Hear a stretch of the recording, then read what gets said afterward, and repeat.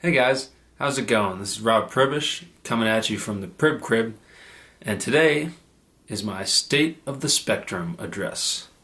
This is my plan for a biannual, meaning every 6 months, just kind of address about state of U.S. carriers, their pricing, the technology they're using, such as 4G, 3G, all of that, and as well as the prepaid carriers that operate on those networks. Today I'll be doing 2 parts. The first part is going to be the 4 major carriers, and the next part will be the prepaid. So really it's kind of postpaid versus prepaid. This day and age, their big carriers are moving away from contracts, so there's no longer really a good contract versus no contract comparison. It's really postpaid versus prepaid. To start out today, we'll be talking about postpaid, and we'll start with just an introduction to the carrier space.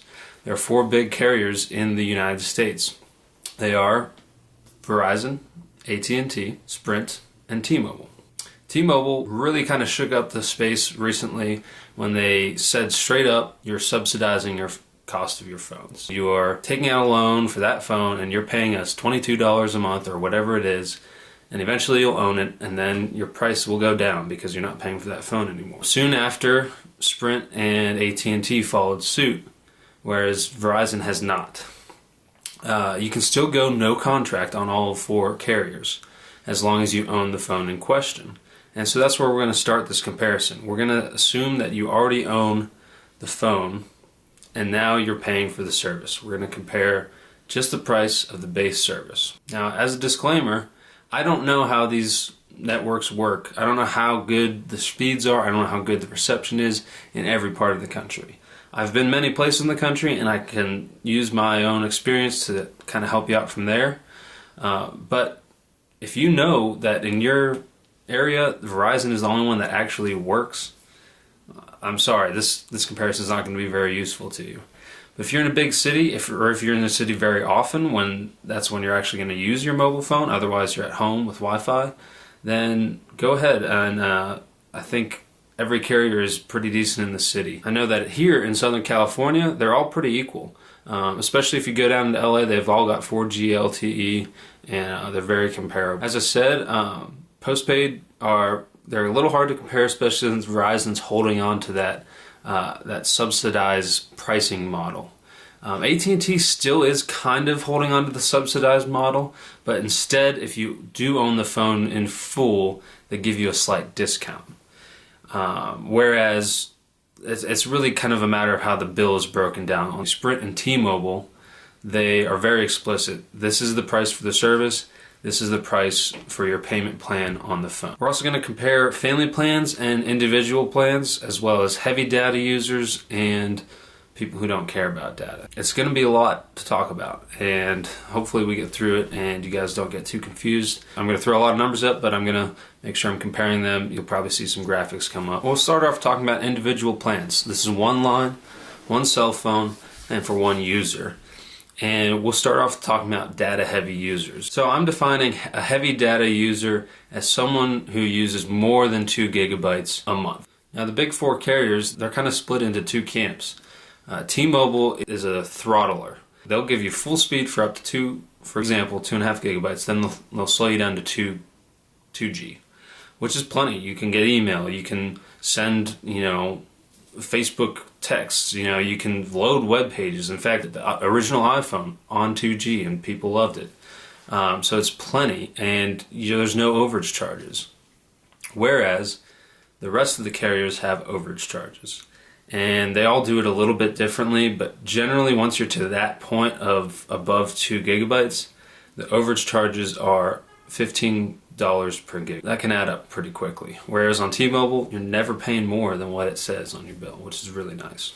We'll talk about the prices and how they compare, because they end up being slightly different with throttling and data caps. When I'm going through this, I'm going to talk about the monthly price to own, and then I'm going to talk about a 24-month period to own, including the full price of a phone. Now, as I said, some of these guys don't give you any benefit. Verizon doesn't give you any benefit for buying full price, other than the fact that you're not locked in. You can jump ship anytime you want, no early termination fee, which in and of itself is very, very useful. In my examples, just to make it easier calculations so that we're all comparing, I'm going to use the Moto X because it's available on all 4 carriers for the same price, unlocked, straight from Motorola. And that's $330 a piece for the 16 gigabyte model. So at T-Mobile, you get 2.5 gigabytes of full speed LTE and then unlimited talk and text for $60 a month. And if you add that all up, plus the price of the phone, it comes out to $770 over 2 years. Not too bad. Next, we'll talk about the closest competitor to T-Mobile, which is Sprint. Sprint now has the Framily Plan, which is a terrible name, but it's a friends plus family, and you can have anywhere from 1 to 10 lines. If you start as just your own, as one person, it ends up being $65 for 3 gigabytes of data. Now, I must note, you're going to get overages if you go over that 3 gigabytes. So, it ends up being $65 a month, only $5 more than T-Mobile. But over the course of 2 years, it comes out to $1,890. That includes that $330 again for the Moto X. Next cheapest plan is AT&T. They offer a 4 gigabyte a month plan for $95 a month. Yeah, $95 a month. Now, if you were to just subsidize the price of your phone, it would be $110. So you get a $15 discount for buying that phone full price, which is pretty lame. You're going to end up paying about $2,600 over the course of 2 years, $2,610 to be exact. Now, if you were to go with Verizon, they also have a 3 gigabyte plan, just like Sprint. 3 gigabyte plan of Verizon comes out to $100 a month. And there's no pro or con to buying your phone full price. So, if you buy your phone full price, you're going to pay $2,730.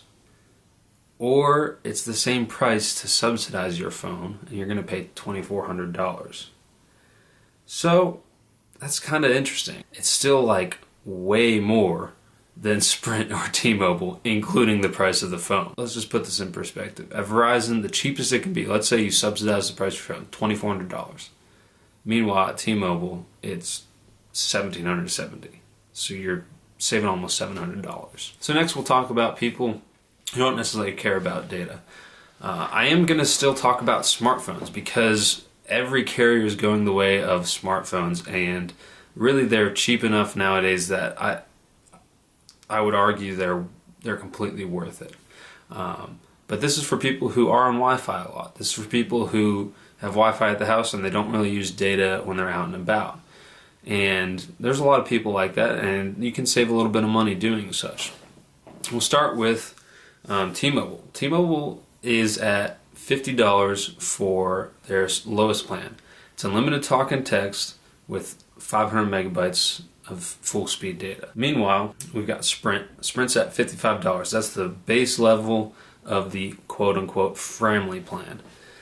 This is at $55, like I said, and it's unlimited talk and text with 1 gigabyte of data. So that's pretty good. They do have overages though. Again, $15 per gigabyte over that. Next is AT&T. Well, AT&T and Verizon are both $45 a month for their lowest smartphone plan. This is kind of interesting, where in Verizon's plan, that includes a subsidized price of a phone, whereas AT&T, that includes a $15 discount for owning your own. Verizon's is only 250 megabytes, and their overage charges are $15 per 250 megabyte chunk. So that means you get up to a gigabyte, and you're paying a whole extra $45. It's really just reams you. AT&T's similarly is at 300 megabytes, and it's even worse, $20 per 300 megabytes. So you go up to a gigabyte, you're paying $60 more. It's pretty crazy. So this is really for people who know that they're not going to use data, and it's really just there as something like in an emergency. Next we'll be talking about a 4-person family plan. Now every one of these carriers does have options for more than 4 people, but 4 people's, kind of the average, American nuclear family. It's an easy way to compare everything. Another thing to note is that we're assuming that everyone in the family has the exact same usage. And we're going to talk about the high amount of data. So again, each person needs more than 2 gigabytes. This amount of data is kind of comparable for 2 young couples that are young professionals and they use their phones a lot, or a family of 4 with 2 children who are in college or high school and use a lot of data. This is assuming everyone buys a Motorola Moto X up front. That ends up being $1,320 no matter what the carrier. Again, you buy them unlocked straight from Motorola. So T-Mobile gives you, it's pretty much the same plan as before, but multiply it by 4 and you get a discount because you have more lines. So it ends up being 2.5 gigs of full speed data for each line. Total cost of ownership plus the phone is $4,680 over 2 years. Obviously a lot more than one person, but not 4 times as much, which is great. The next cheapest price is AT&T. AT&T's at $160 a month, and that includes 10 gigabytes of shared data. So it's kind of different. You're going to have overages. It's not really unlimited like T-Mobile is. And also it's shared. So if one person uses 5 gigabytes, then everyone else is limited. The rest of the 3 have to split the rest of the 5 gigabytes among themselves. Whereas T-Mobile does it line by line. $160 a month, not too bad. Main reason this is so cheap on AT&T, the interesting thing is the more data you pay for on AT&T, the bigger the discount for owning your own phone is. So in this case, it's a whole $25 per line. And that adds up quite a bit. So you're paying $160 a month. Total cost of ownership ends up being $5,680. So it's a whole $1,000 more than T-Mobile, but it's still the second cheapest. Next is Sprint. This is under the same Framily plan as before. And the big thing about the Framily plan is they sell it as like it's so cheap per line because you got all these friends and family and each person's paying their own bill. But it's really not that good a deal if you look at it as a chunk. For example, for 4 people with 3 gigabytes of data each, it comes up to $200 a month. Total cost of ownership with the phone, $61.20, like way more than T-Mobile. Plus you have the overages. Again, it ends up being $15 a gigabyte overages. Finally, we've got Verizon, which is by far the worst deal. If you want to be off contract, pay for your phone up front, it's going to come out to $7,560. Now let's say this is the one where you save a little bit of money for subsidizing. If you want to be locked in for 2 years, that's fine by you. I wouldn't do it. But you do save a little bit if you're stuck on Verizon by subsidizing. It comes out to $62.40.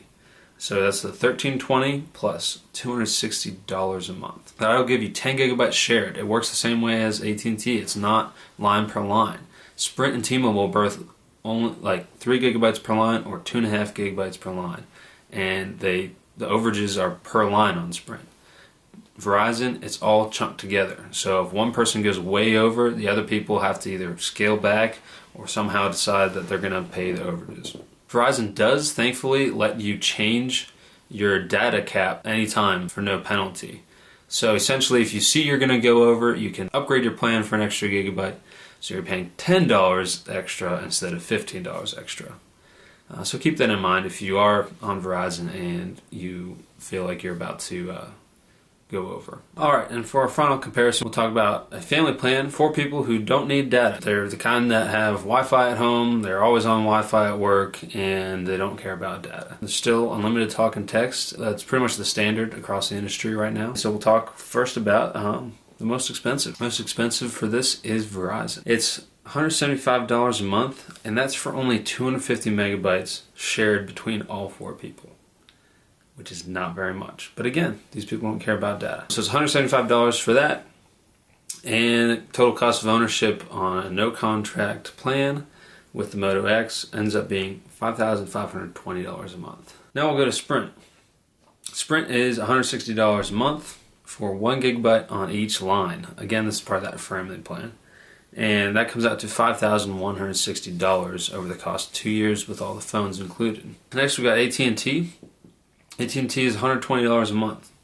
That's for 300 megabytes shared between all 4 people. Again, not much data, and there's a lot of overages. Same overages apply as before. It's 300 megabyte chunks for $20 each. Finally, there's T-Mobile. T-Mobile offers still unlimited data. It's 500 megabytes of full speed per line. It comes out to $100 a month for 4 lines. And so the total cost of ownership is $3,720. Going back, AT&T is $4,200. You can see the total cost of ownership is staggering for some of these. Unfortunately, some people don't have a choice. I think Verizon realizes that they have the market cornered outside of cities. In rural areas, Verizon is pretty much hands down the one that works the best.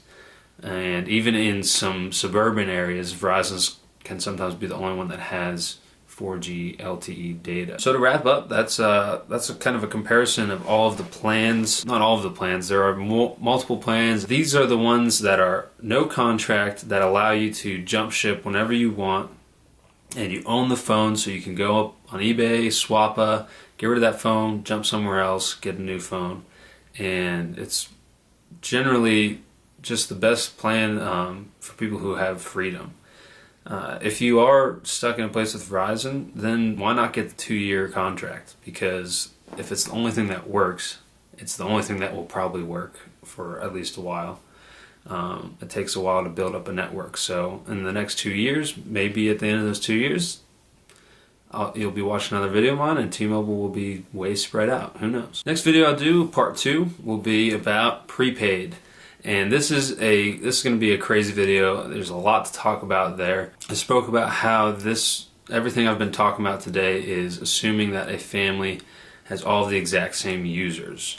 They all are either high data or low data, or they're all high minute. They all want these unlimited minutes or unlimited text. But the fact of the matter is, there are multiple reasons why somebody wouldn't want those. I, for one, hardly talk on the phone at all. So why should I pay for unlimited minutes if I don't talk on them? Why pay for that? And that's where the prepaid space comes in pretty awesomely. It's also no contract, so you can kind of tweak it, and you could have, multiple different accounts. It can get a little hard to manage, but you end up saving so much money because the people who don't need data aren't paying for data, so they're paying $10 a month. People who don't need minutes aren't paying for minutes, they're just paying for their data, so they're paying $30 a month. So it ends up being a really good deal on prepaid if you're willing to put the time in, find the plans that are right for you, and we'll talk about that next time. So thanks for watching. I hope you liked it. Click the subscribe button if you want to see more, and I'll have links to each of the big carrier plans in the description below.